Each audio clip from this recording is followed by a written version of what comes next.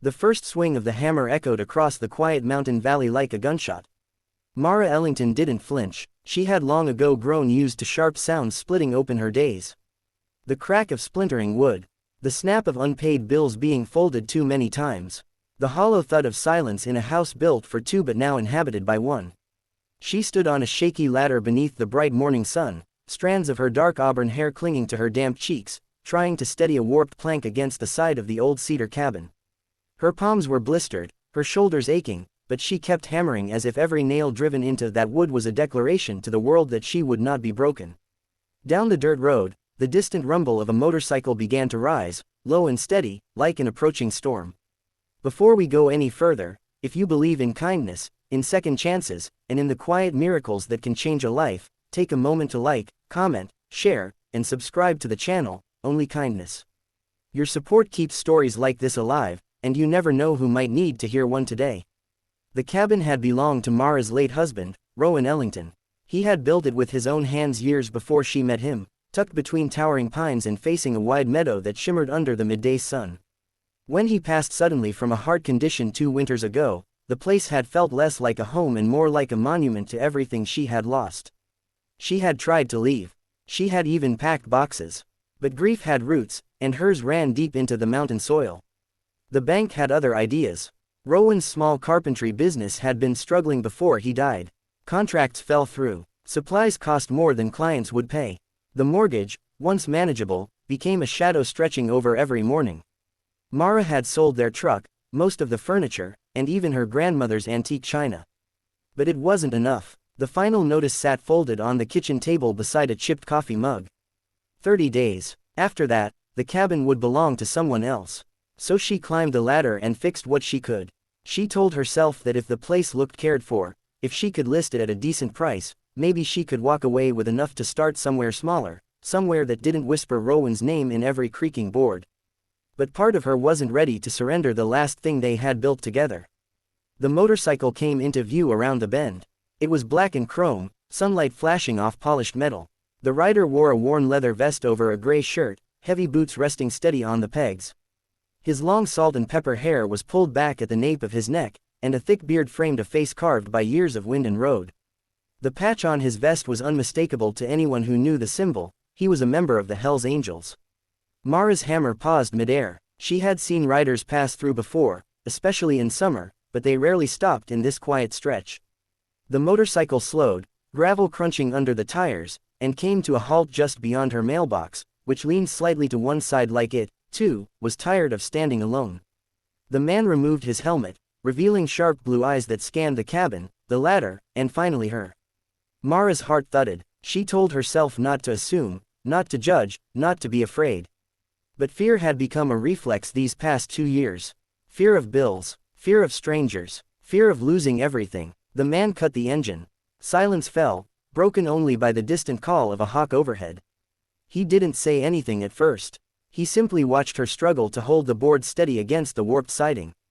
The ladder wobbled slightly as a breeze moved through the valley. Then he swung one leg off the bike and walked toward her. He moved with a measured calm, like someone who had seen enough chaos to no longer be impressed by it. Up close, she could see faint scars along his knuckles and a thin white line across his left eyebrow. But his expression was not hard. It was thoughtful, observant. Without a word, he reached up and held the bottom of the ladder steady. Mara froze, unsure whether to protest or accept the help. Pride warred with exhaustion inside her. The board slipped slightly from her grip. He stepped back just enough to look up at her, one brow lifting in silent question. Something inside her cracked, not in fear, but in relief.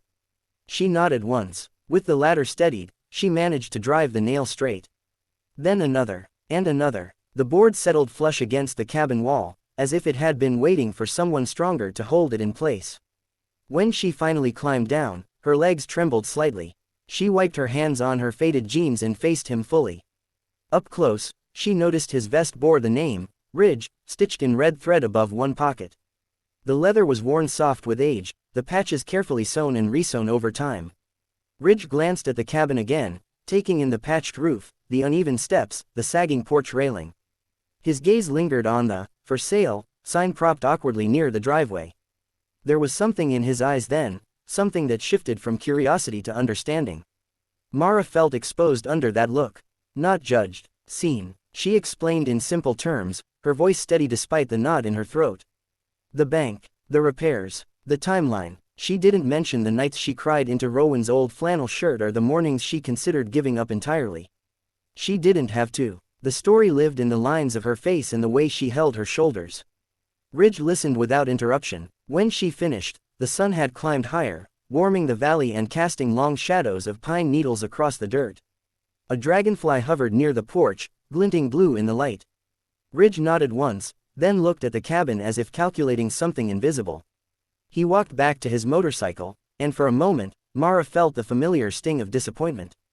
Of course, a stranger passing through, a brief pause in a long road, but instead of putting on his helmet, Ridge pulled out his phone. He stepped a few paces away, speaking quietly but firmly. His voice carried only fragments. Need a hand, old place, today, bring tools. He ended the call and returned to her. He didn't offer false promises. He didn't speak in grand declarations. He simply said that he and a few friends knew their way around wood and nails. Mara blinked, unsure if she had heard him correctly. An hour later, the valley began to rumble. Not one motorcycle, not two, 6. They rode in under the bright afternoon sun, engines echoing off the trees. Leather vests, tool belts strapped over denim, gloves tucked into back pockets. Men and women, older and younger, faces marked by time and wind. They parked in a neat line along the dirt road, chrome gleaming like a row of restless horses. Mara stood frozen at the edge of the porch. Neighbors had always warned her about biker gangs passing through, painting them as trouble wrapped in leather. But the scene unfolding before her felt nothing like a threat. It felt like something she hadn't allowed herself to imagine in a long time. Help. Ridge took charge with quiet efficiency. One rider climbed onto the roof to assess loose shingles. Another measured the porch steps. A woman with a streak of silver in her dark braid examined the window frames, tapping gently at weak spots in the wood. The air filled with the sounds of sawing, hammering, and the low murmur of focused conversation. No one treated Mara like a charity case. No one asked for pity. They simply worked. Under the clear daylight sky, the cabin began to change. Boards were replaced, railings reinforced, the sagging mailbox straightened and secured with fresh cement. Someone even tightened the hinges on the screen door so it no longer squealed like a wounded animal every time it opened. Mara moved among them with a mixture of disbelief and gratitude, handing over nails, offering water, trying to absorb the surreal beauty of it all. She caught Ridge watching her once, not with expectation, but with something gentler. Respect. As the hours passed, the cabin looked less like a relic of grief and more like a home standing tall against time. Late afternoon light poured over the meadow, turning the grass a vibrant green. Sweat streaked through sawdust on weathered faces. Laughter drifted between the trees at one point when someone misjudged a board length and had to start again. Mara hadn't heard laughter near her home in 2 years. When the final nail was driven and the last tool packed away, the transformation was undeniable. The porch stood straight and sturdy. The siding smooth and secure. Even the roofline looked proud again. Ridge stepped back, hands on his hips, surveying the work. But he wasn't finished. He walked over to Mara, who stood clutching a bottle of water she hadn't realized was empty. From his vest pocket, he pulled out a folded envelope. He placed it in her hands. Inside was a check. Her breath caught. The amount wasn't random. It was precise. It matched the overdue balance printed on the bank's notice. She looked up at him, confusion flooding her features. Ridge explained quietly that years ago, when he had been at his lowest, fresh out of prison, estranged from his family, with nowhere to go, a stranger had given him a chance. A small carpentry job, no questions asked. That stranger had been Rowan Ellington. Mara's knees nearly buckled. Ridge remembered the cabin. He remembered the way Rowan had trusted him with tools and time. How he had treated him not like a criminal, but like a man capable of building something worthwhile. He had never forgotten. And when he saw Mara on that ladder, fighting alone against more than warped wood, he knew exactly what he had to do. The envelope trembled in her hands.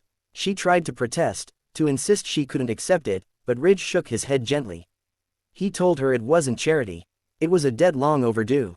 A circle closing. The other riders mounted their bikes as the sun dipped slightly westward, still bright but softer now. Engines roared to life. Mara stood on her newly repaired porch, tears sliding freely down her cheeks, not from sorrow this time but from something so overwhelming it felt almost painful. Hope. Ridge settled his helmet on his head, then paused. He gave her one final nod, steady, certain. And then they rode away, a line of chrome and leather disappearing down the dirt road, leaving behind the scent of gasoline and freshly cut cedar. The valley fell quiet again. But it was a different kind of quiet. Mara walked slowly back inside the cabin. The floorboards didn't creak quite as loudly. The light streaming through the tightened window frames felt warmer. She picked up the bank notice from the kitchen table and smoothed it flat. For the first time in 2 years, the house didn't feel like a monument to loss. It felt like a beginning. Weeks later, the "for sale" sign was gone. Mara reopened Rowan's old workshop in the back shed, this time under her own name. She learned to measure twice and cut once.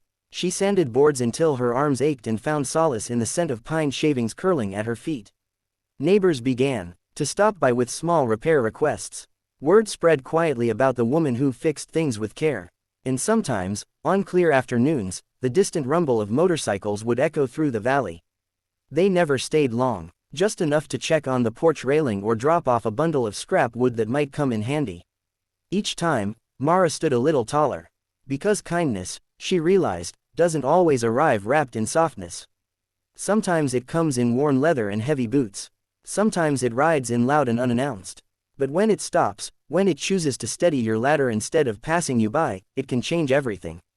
If this story touched your heart, if it reminded you that even in the hardest seasons there is still room for grace, please take a moment to like, share, and comment. Your engagement helps stories of compassion reach the people who need them most. And before this story ends, I want to ask you something special. In the comments, write the word "restore" if you believe broken things and broken people can be made whole again. Because somewhere out there, someone is standing on a shaky ladder, trying to hold their world together with trembling hands. And sometimes, all it takes is one person to steady it.